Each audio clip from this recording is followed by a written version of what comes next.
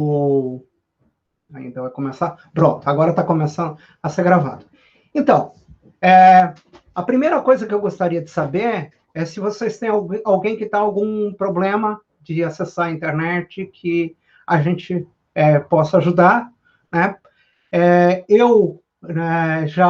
Vocês sabem disso, né? Eu já teria, por mim, essa aula já teria terminado até, porque eu estava preparado para fazer essa aula, né?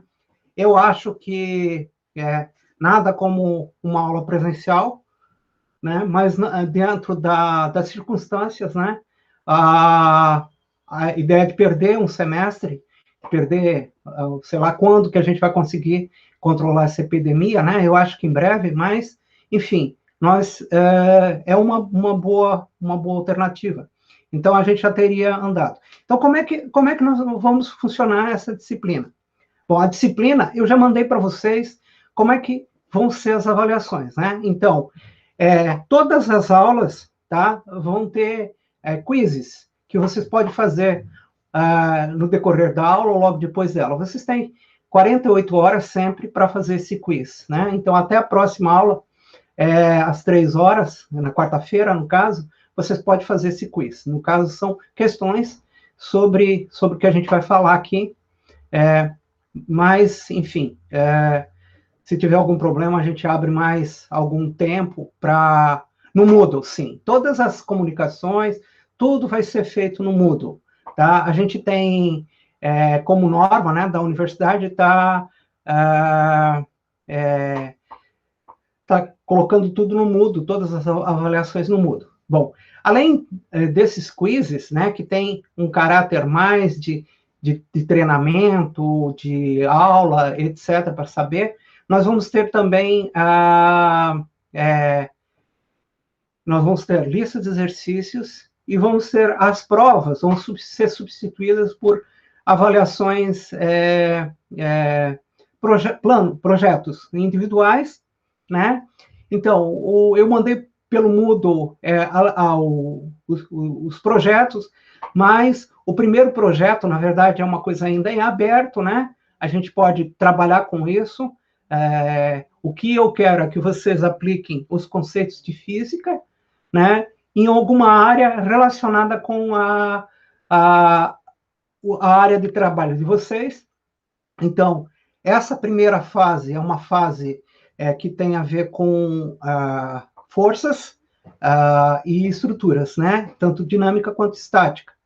Então, isso está relacionado com construções, está relacionado com várias ferramentas, por exemplo, escorregamentos, estruturas, pontes,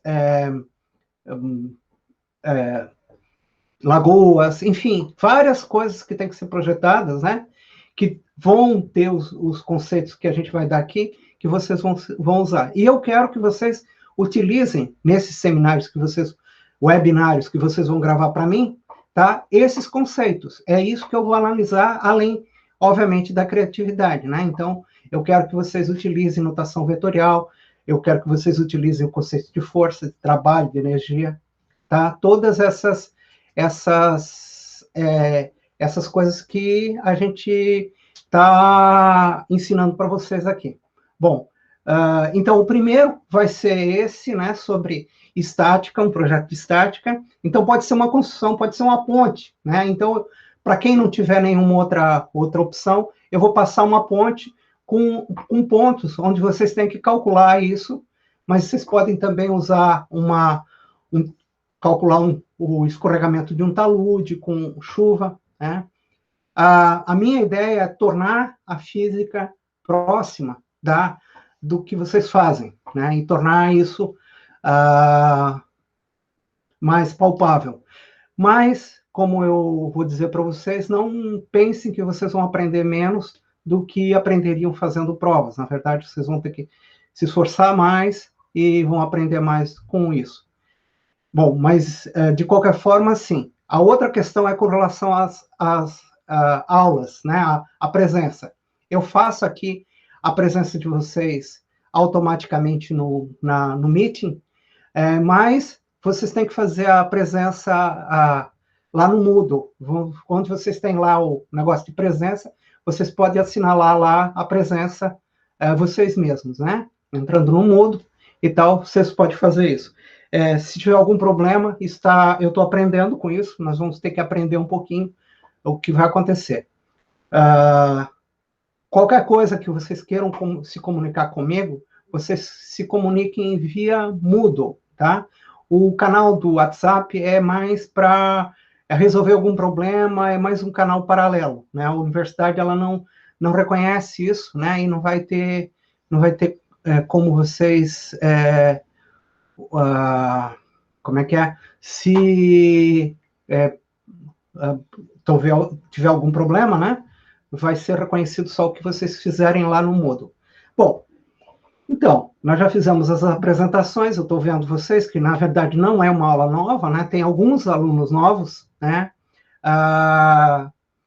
E eu vou contar a participação de vocês também em sala de aula para torná-la mais dinâmica. Então, sempre que vocês quiserem se expressarem, vocês podem se manifestar no chat, ou vocês também, dependendo do sistema, do browser que vocês estão usando, vocês podem utilizar alguns aplicativos, né, que tornam essa parte mais interativa. Eu vou estar passando para vocês essas dicas no decorrer das aulas. Não precisamos resolver todos os problemas agora. Então, vamos começar agora a aula, né, essa parte, o primeiro capítulo, que é sobre unidades, grandezas físicas e vetoriais, e também a parte de força, né? Vai ser bem rápido.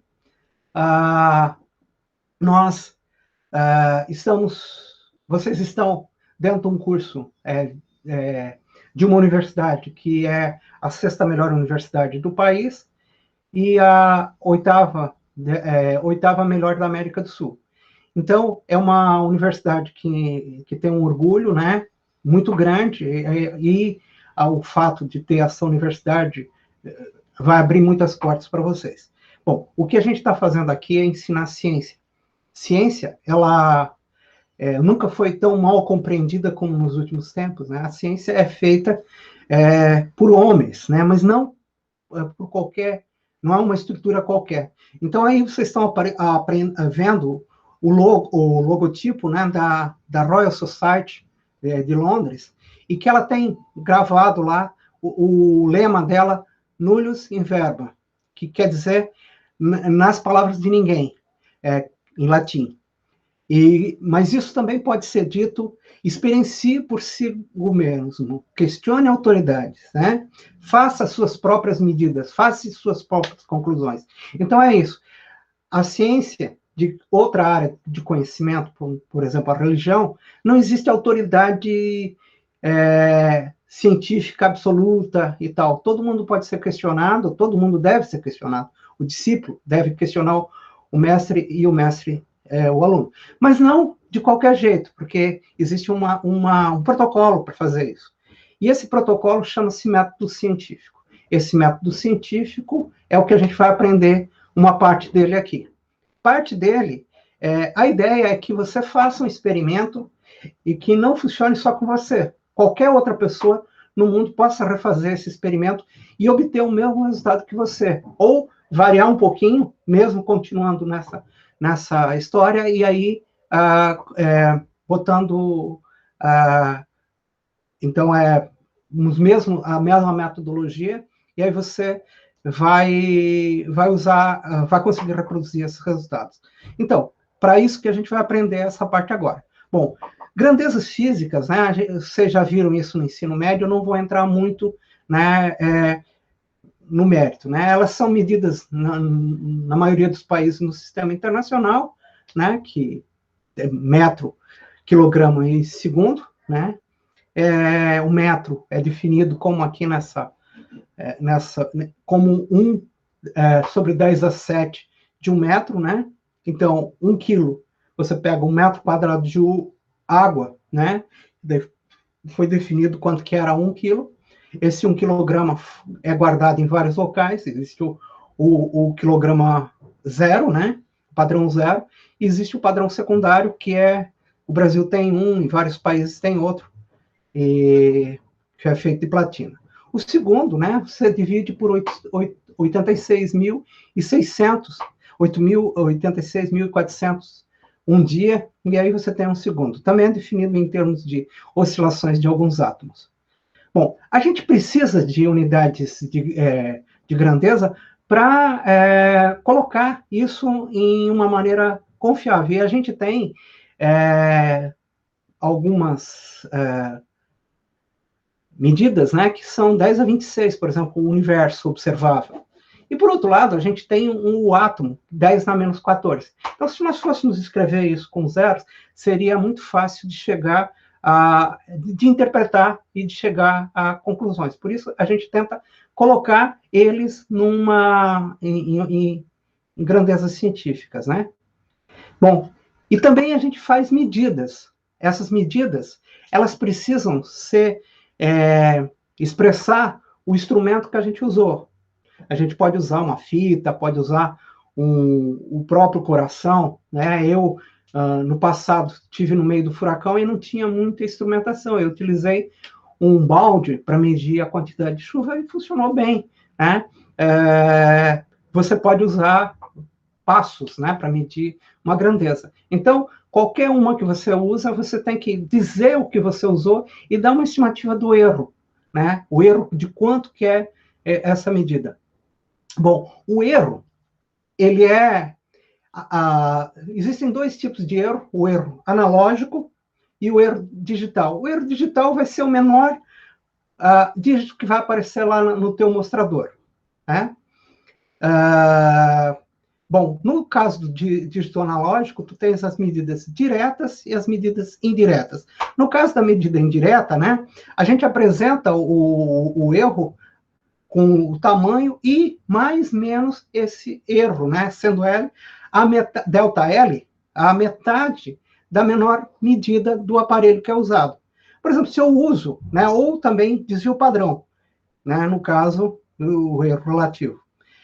Vamos falar sobre medidas diretas, né? Então, se eu tenho uma régua milimétrica, né? Então, qual a melhor medida? É o milímetro, né? Então, a metade do menor milímetro, tá? É o ΔS, no caso, 0,5 milímetro ou 0,05 centímetros. Então, eu tenho que...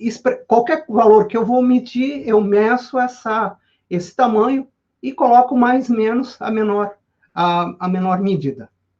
Tá? Então, por exemplo, aqui, né, a gente vai ter uma medida de 5,81 centímetros, mais ou menos 0,05 centímetros. Ou ainda, a gente pode escrever de outra maneira, né? Em termos de milímetro ou em termos de metro. Tanto faz. A ideia é que você tenha, junto com a medida, o teu erro. Expresse o teu erro, né, que você mediu.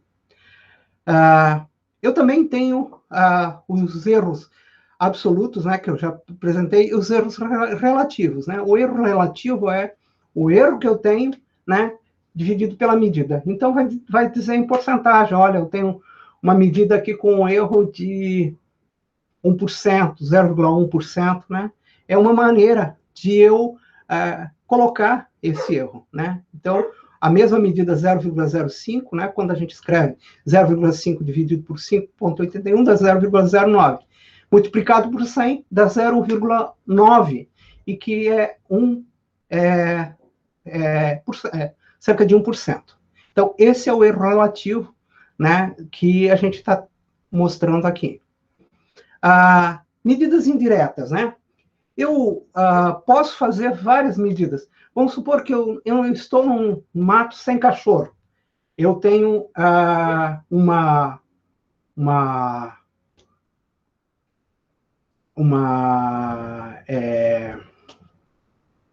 eu tenho um local que eu tenho que medir com passos, ou, né? Então, o que eu vou fazer? Como eu sei que o meu erro eu não consigo expressar exatamente qual é o meu erro, eu vou fazer várias medidas, né? E vou pegar a média dessas medidas e vou calcular o desvio padrão, né? e vou apresentar o erro medido. Então, a gente vai ter, para cada medida, o erro médio vezes a medida que a gente fez. Então, a gente vai tentar medir várias vezes. Então, por exemplo, aqui, ó, a gente tem várias medidas, né? Várias medidas, no caso, 5 medidas, né? Na primeira, a gente obteve 5,82, depois 5,83, 5,95, 5,81, 5,86. Se a gente calcula o total e divide pelo número de 5, né? A média vai dar 5,83. Então, se a gente subtrai esse valor, né? E a gente pega a parte absoluta, né? Vai dar mais ou menos. Então, vai dar, no primeiro caso, menos 1, só que eu estou pegando só a parte absoluta dele, dessa medida. Então, dá 0,01. No caso do segundo, não teve erro nenhum, então, no terceiro, 0,02, depois 0,02, e no final, 0,03. Eu somo todos esses erros absolutos e eu vou ter o meu erro absoluto, né? Então, nesse caso, quando eu fiz várias medidas, né, eu vou dizer que a minha medida é 5,83, mais menos esse erro que a gente mediu, né? O erro medido médio, né? Então, a gente vai somar todos eles e dividir pelo número de medidas. Então, somando todas essas medidas, né? Aqui eu tive 0,02, então a medida que eu vou apresentar vai ser a média mais menos o desvio padrão do erro medido. Então, 5,83 mais menos 0,02. Então, é uma chatice, eu sei, mas a gente tem que... Oi? É o erro absoluto, tá? Eu sempre vou pegar a média, tá? A média. Da média, eu vou tirar a diferença para o dado que eu medi, eu vou pegar só o absoluto e somar todos os absolutos, dividido pelo número médio, né? A média, eu vou ter o erro médio, eu vou ter a média, que vai ser justamente o somatório de todas as medidas dividido pelo número de medidas, e o erro absoluto, que vai ser o somatório dos, e o erro absoluto médio, que é justamente essa medida de todos eles, dividido pela média. É uma maneira de apresentar os resultados, né? E várias outras maneiras. É só para vocês terem uma ideia de como é que se mede isso, né? Vai ser a única vez que eu vou falar desse assunto. É um assunto que faz parte do que a gente dá para os alunos que fazem laboratório de física, tá? Então, ali eu tenho o resultado final, né? Eu posso pegar o erro médio ou posso apresentar o erro relativo, né? Então, nas duas são informações importantes. O erro médio e o erro relativo. Então, a medida em si, eu não vou colocar a média dela. A medida, quando eu vou...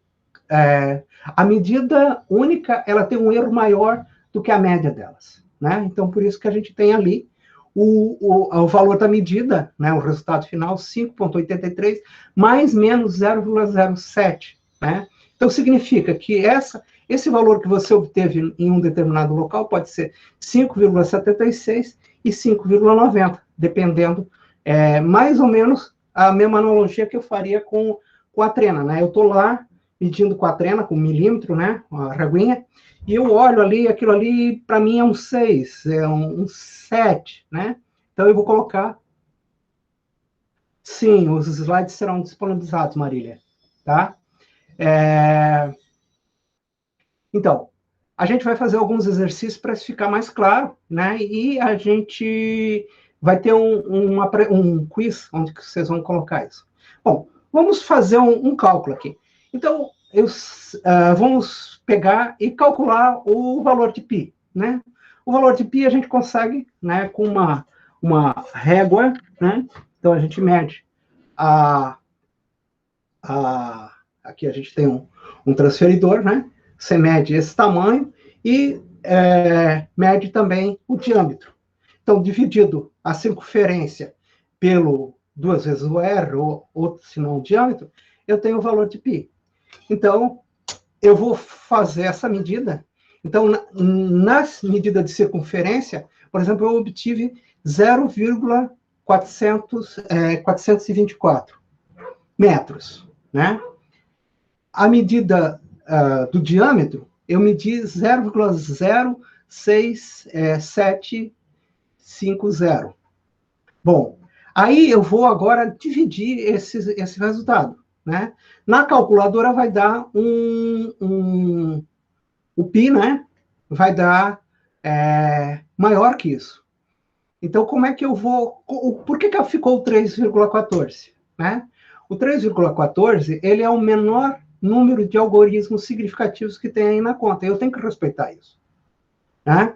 Então, isso é o algoritmo significativo. São números que aparecem diferente de zero no teu dado. Então, o número de algoritmos significativos e também a ordem de grandeza. Então, aqui numa outra conta que aparece aqui embaixo, eu tenho 223,62 mais 8,9. Né? Eu somo esses dois números e faço um truncamento no 6 e no 5 ali. Né? E eu vou ter uma regra de truncamento que a gente vai ver mais para frente. Se tiver alguma dúvida... por exemplo, né, eu posso medir a distância da Terra à Lua. Mas isso é um número muito grande. Então, eu vou precisar colocar isso em um padrão que todo mundo conheça facilmente, né? Então, eu não vou dizer lá 3... Olha só como é difícil, né? 384.000.000. É muito zero, né? Ou o tamanho do átomo, 0,0000001, né? Então, para isso, eu vou usar uma notação científica. Notação científica, você já deve ter visto da outra vez, a gente vai só falar. Então, eu sempre vou escrever a notação científica do tipo H igual ao A, né? Vocês estão vendo aqui. Opa! Mais vezes o 10 elevado a n, onde esse A, ele é maior, não é maior igual, é maior do que 1 e menor que 10. Então, ele não pode ser 10, alguma coisa, e nem pode ser 0, alguma coisa. Ele é um número entre 0 e 9, tá? E aí, depois, eu vou colocar o resto, né? E aí, eu vou colocar uma potência. Então, por exemplo, se eu vou escrever um número 235, né? Então, vai ser 2,35 vezes 100. Ou isso eu vou escrever 2,35 vezes 10 na 2. 6.324 vai ser 6,324 vezes 1.000, que é 6,324 vezes 10 a 3. Assim também o número 0,00036 é 3,6 vezes 0,001, né? E isso vai dar 3,6 vezes 10 na menos 4. Então, eu vou escrever a grandeza que eu vou escrever ali, o n, ele sempre está relacionado ao número de algoritmos. Eu pego o primeiro algoritmo que tem lá e eu conto até encontrar a vírgula, até encontrar o ponto, quanto que tem. Então, por exemplo, aqui, 0, nesse de baixo aqui, então é 0, 1, 0, 0, 0. São 4 algoritmos, então, menos 4. Nesse de cima aqui são 3 zeros, né? Então, 10 elevado a 3. Essa é só uma maneira de você colocar, aprender na hora como que se faz essa notação científica. Bom, algoritmos significativos, né? Algoritmos significativos têm a ver com o arredondamento. A gente já falou um pouquinho sobre isso. Então, por exemplo, eu posso ter a velocidade da luz. Então, a velocidade da luz é 2,9979 vezes 10 elevado a menos 8 metros por segundo, né? Então, dependendo de como que eu faço essa medida, eu posso escrever esse C, né, como C 2,998, com 4 algoritmos significativos. Ou 3,0 vezes 10 na menos 8, com 3 algoritmos significativos. Ou ainda, 3,0. Agora, notem que do primeiro C que tem lá para os outros, já foi para 3. Então, eu fiz isso, eu fiz a apresentação, mas eu também fiz um arredondamento, tá? Porque eu não posso pegar uma medida e, de uma maneira misteriosa, piorar ela. Se ela se eu tenho uma boa medida, né, eu não posso,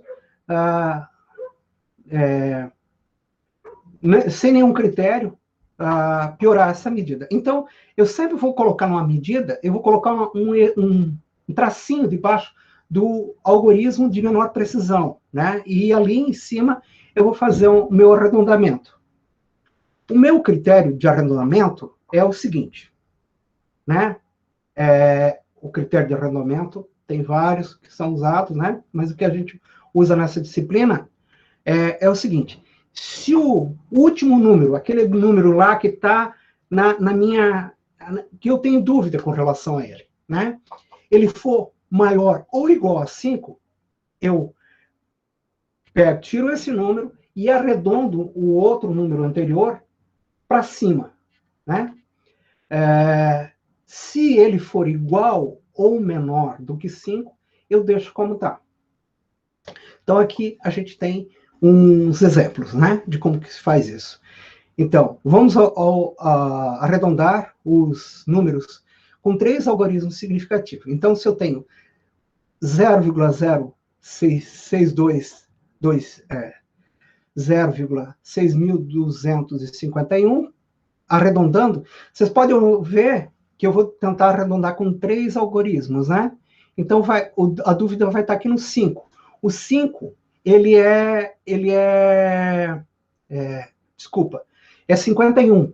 Ele é maior do que 5. Tá? Se fosse 50, não mudaria, mas é 51. Então, aí ele vai ficar 6,26 vezes 10 a menos 2. No outro, aqui eu vou ao 0,1256, né? Também é a mesma coisa. O 5 aqui, o 5,6, ele é maior do que 50. Então, eu arredondo o algoritmo que eu tenho que arredondar para cima. Eu acho que desculpa, mas esse número aqui de cima tá errado, tá? Então, esse número aqui tá errado, né? Esse primeiro aqui, eu teria que colocar aqui 5, tá? Errei. Isso não vai ser a primeira vez que acontece. E esse outro aqui, ó, por exemplo, esse aqui de baixo, 0,1875, né? 1875, o 7, aqui o 5 que vem aqui depois, ele é igual a 0. Então, seria o mesmo caso desse caso aqui. Então, eu vou manter do mesmo jeito.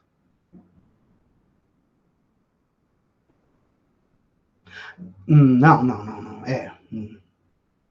Tá, Bom, se eu tivesse, na verdade, a nota de 5,721, o 51 é maior que 5. Então, eu faria arredondamento para cima. Mas no caso, por exemplo, é uma regra de arredondamento.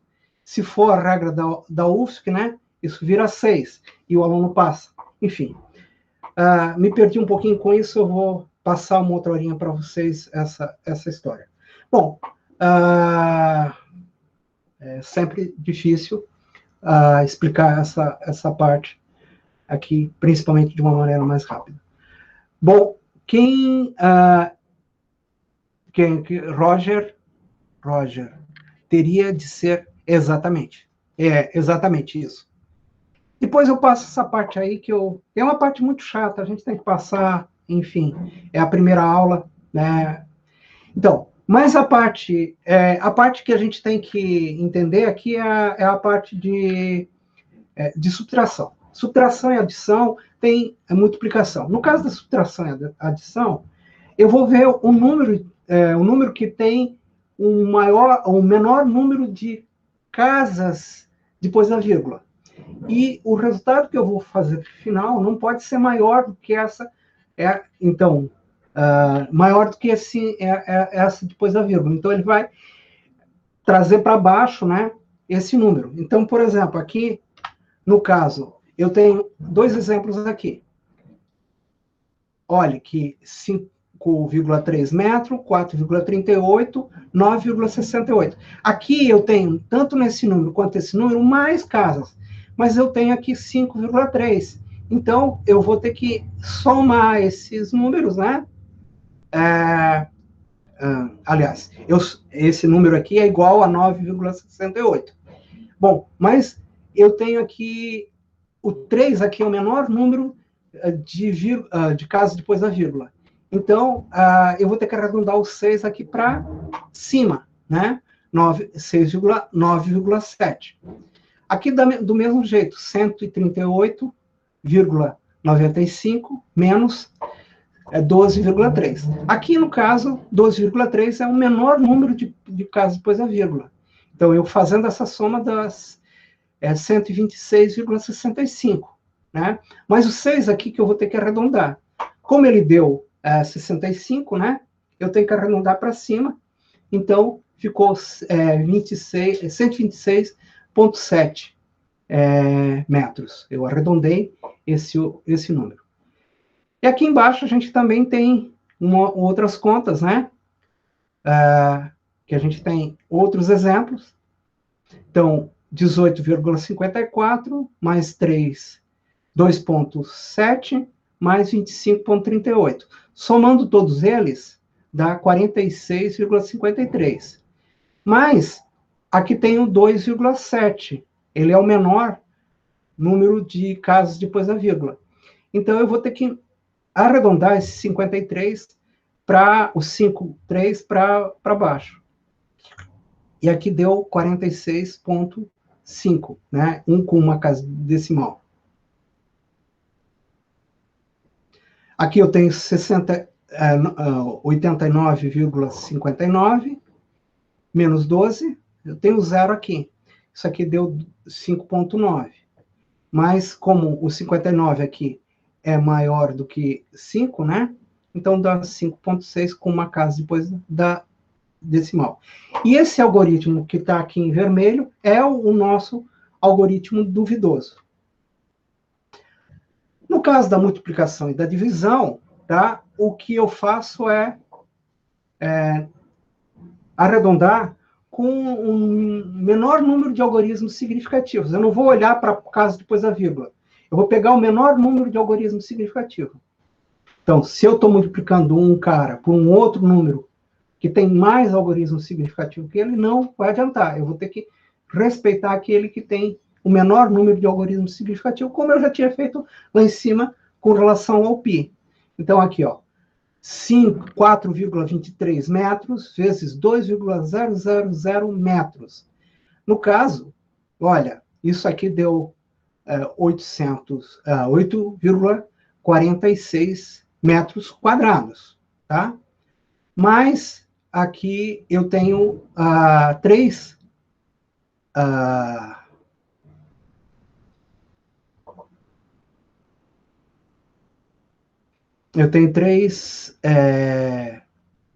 ué.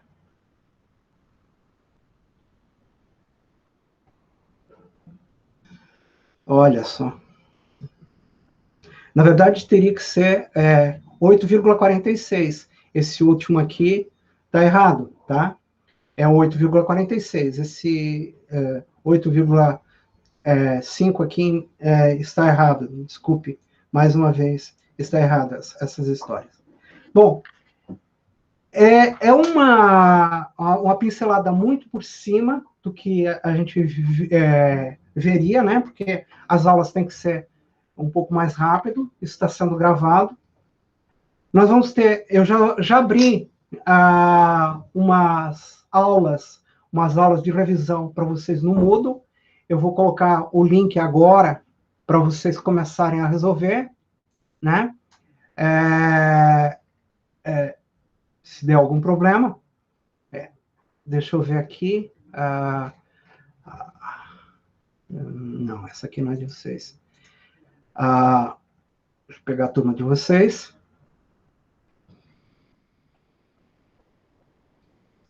Esse quiz de notação científica. Vocês têm a oportunidade de testar esse, não a parte muito de notação, de erros significativos, né? Mas é notação científica. E a nota que vocês vão tirar aqui vai ser o seguinte: vocês vão ter 3 chances de fazer esse quiz, tá? E o sistema vai pegar a melhor tentativa que vocês tiverem, tá? Como eu já fazia em outros anos, os alunos que já fizeram esse curso comigo sabem como é que é. Então, vocês têm que resolver esse exercício, só que vocês vão ter que ter cuidado, porque é o seguinte, o sistema, ele vai, o Moodle não está funcionando? Bom, de qualquer forma, eu mando para vocês, e vocês vão ter 24 horas para fazer essa 48 horas para fazer esse exercício.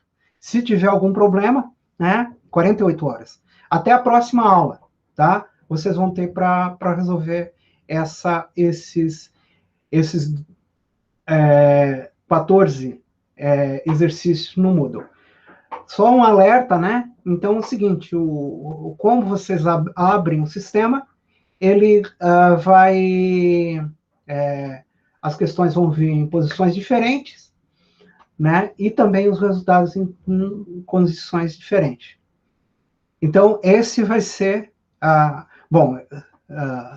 Sayonara. Sim, deixa eu falar para você. Nós vamos ter uma prova, sim, né? Mas é uma prova baseada em criatividade. Vocês vão ter a lista de exercício, que vocês vão ter que resolvê-la e mandá-las para mim, tá? Eu vou mandar essa lista de exercícios para vocês. Ela vai ter resultado, todo mundo vai ter resultados numéricos diferentes, né? Vocês vão resolver essa lista de exercício no papel, vão tirar a foto para mim e mandar para mim, tá? Algumas provas, alguns exercícios, principalmente na próxima aula, vocês vão ter uma parte que vocês vão poder usar usando um software chamado GeoGebra, né? Cada vez que vocês abram, tem um valor, mas isso é para outra aula. Nessa aula, especificamente, vai ser esse exercício do Moodle aqui que vai validar a presença de vocês, tá? Me enrolei um pouquinho, fiquei um pouco nervoso, primeira aula, tá? A orientação que a gente teve, né, era de não fazer aulas muito grandes, muito extensas, então já está razoavelmente liberado a aula para vocês, né? A aula que eu tinha previsto era essa. Na aula que vem a gente vai ter o conteúdo de vetores. Essa parte é uma parte eu realmente não gosto de dar, ela é muito chata, ela é muito matemática, muito técnica, mas as outras aulas, obviamente, são mais interessantes. E falando sobre a prova, já que a gente pegou, né? Como é que é? Não tinha dito. Falando sobre o projeto, é importante vocês começarem a trabalhar nele agora, tá? Então, já na próxima aula, você já pode começar a pensar nesse projeto. Eu gostaria até, se vocês tiverem alguma ideia. Então, a minha ideia é usar no primeiro semestre aqui, né, são 4 seminários, webinários que vocês têm que fazer. Esse webinário, vocês têm que escrever um relatório e vocês têm que fazer uma apresentação para mim de 5 a 10 minutos. Vocês fazem, entregam até o dia da prova, mas tem que ser algo que vai ser avaliado. O relatório vai ser avaliado o vídeo, vai ser a criatividade, mas ele tem que ser num tema, tá?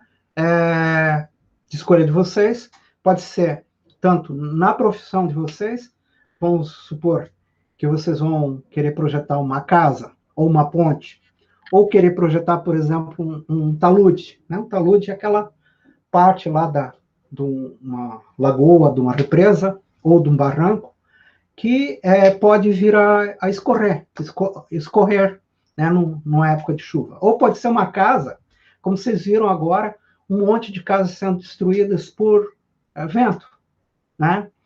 Então, vocês podem usar esses exemplos para projetar uma casa de vocês, ou descobrir quando um terreno vai escorregar, quando uma casa vai cair ou explodir, em função de eventos naturais. São 4 projetos, sim. 4 projetos. Cada projeto, tá, tem a ver com um tema. Então, nesse primeiro tema, vão ser a parte de forças, até a parte de conservação, momento, né? Momento é o que a gente utiliza, momento angular é o que a gente utiliza para projetar uma casa, uma treliça, né? Uma ponte, né? Ela tem que ter os momentos, o somatório dos momentos iguais a 0. Né? Então, esse vai ser o meu exemplo 0, para quem não tiver, vai ser projetar uma ponte simplificada tipo Hercílio Luz. Cada um vai ganhar valores diferentes. Quem quiser, pode entrar em outros assuntos. Né? Então, eu falei para vocês que vocês podem projetar uma casa, né? A estrutura delas, ou ainda pode projetar uma estrada que suporte andar em uma determinada velocidade. Então, qual que tem que ser a inclinação dessa estrada se o carro tiver uma velocidade X, né? E a curva tiver uma velocidade X? Ou, então tem que ter a ver com a profissão de vocês, algum projeto desse tipo, criativo, e tem que ver com a disciplina. Então, eu vou avaliar o quê? Se vocês colocam os valores, né, vetores e tal, tudo da maneira como que a gente coloca, e também as grandezas físicas da maneira. E, obviamente, vou avaliar a criatividade do projeto de vocês. Eu não sei se alguém... Quero ver? Sim, professor. Me ajuda em relação ao CRIS. Cliquei no link e contou com uma tentativa. Eu esqueci de avisar isso, né? Quando vocês forem clicar no fazer o quiz de vocês, procurem um local onde tiver a internet de qualidade e que vocês forem fazer realmente o quiz, porque vocês abram ele e já conta uma tentativa, né? Eu vou entrar lá e tirar todas as tentativas de quem fez isso, né? O que mais? Bom, poderia um exemplo, né, de como visualizar. Então, vamos supor que eu queira fazer uma ponte, tá? A ponte Hercílio Luz é uma ponte que ela se suporta por conta daquelas 3 treliças, né? Então, vamos supor que eu queira fazer uma ponte dessas. Então, eu vou usar um determinado material, madeira, que tem uma determinada resistência. Então, esse vai ser o máximo, a força máxima de ruptura que eu posso usar nela. Se eu não a partir de então, eu vou ter que colocar o ângulo dessa ponte de maneira com que as forças sobre esse local não ultrapassem esse valor de ruptura. Esse seria um exemplo. Então, eu desenharia a ponte 9, não se trata de uma ponte 3D, é só uma ponte com duas dimensões, né? É uma ponte idealizada, só para vocês entenderem esse conceito de conservação de momento. Eu poderia fazer uma outra. Eu sei que um determinado tipo de argila, ele começa a chover, e ele...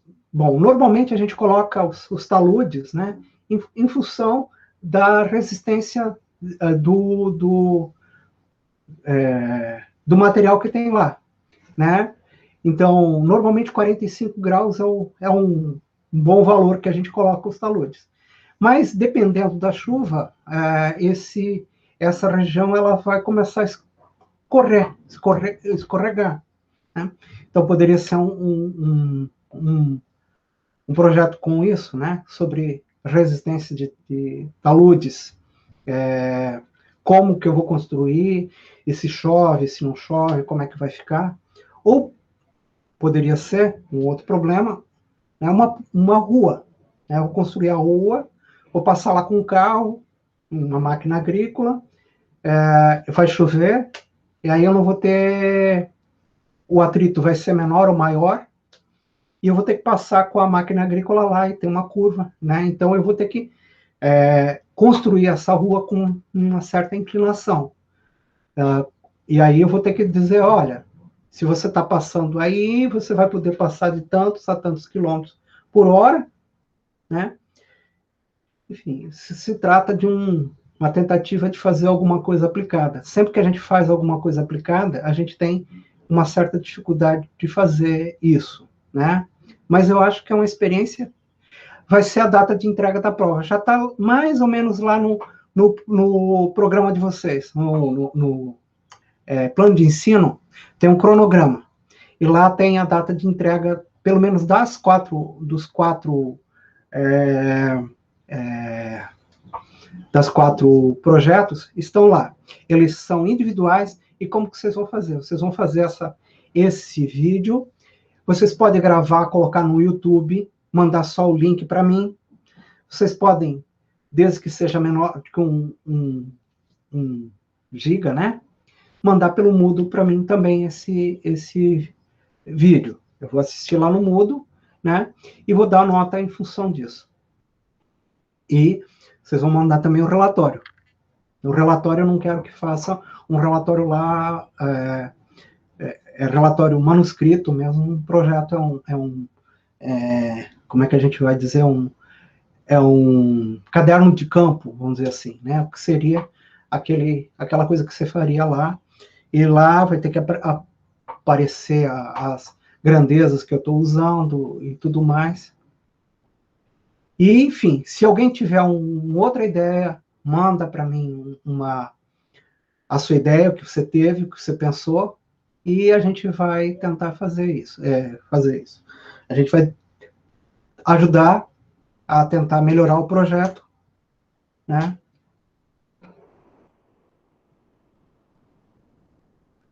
A Iris falou aqui, ó, tenho dúvida em relação à atividade. Posso tirar agora? Sim.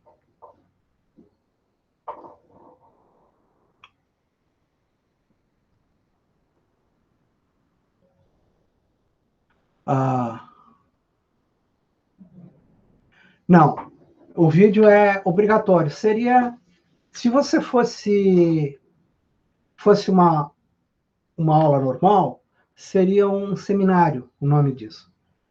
Então, obviamente, o seminário é importante, né? Você pode gravar esse vídeo com o celular, da maneira que você quiser, pode usar recursos multimídia. É importante vocês aprenderem a trabalhar com essas tecnologias, elas vão ser do futuro, ou senão vocês vão ficar... não vai, o mundo mudou, e agora a gente vai trabalhar muito com esses sistemas. Notação científica. Tem como colocar notação científica no Moodle? Sim. Para colocar notação científica no Moodle, ou qualquer local que você não consiga colocar, basta você colocar o tio, né, o chapeuzinho, e o número que você vai colocar. O vídeo, no mínimo 5 minutos, no máximo 10, tá? Vocês vão colocar os vídeos. A massa do planeta é 1,10 na 27. Quero ver.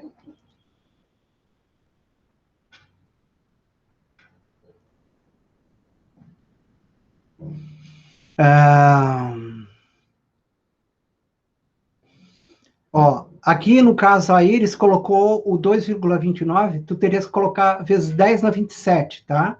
Então terias que colocar lá o tiozinho. Sabe o tio? Como eu coloquei aqui na minha apresentação. Deixa eu ver. Não, em nenhum local eu coloquei dessa maneira. Mas lá no Moodle tá assim, é o tio, né? O tio não, é o acento circunflexo, é o telhadinho. O telhadinho que eu coloco para significar assim. Exatamente como o Luca fez aí, tá? Exatamente.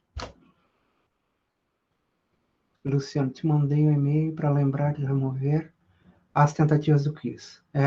Pois não pude resolver o quiz. Tá, obrigado. Sim, sim. Tire dúvida em relação à escrita do número. Ótimo. Tá ótimo, professor. Tá ok. Tem mais alguma dúvida?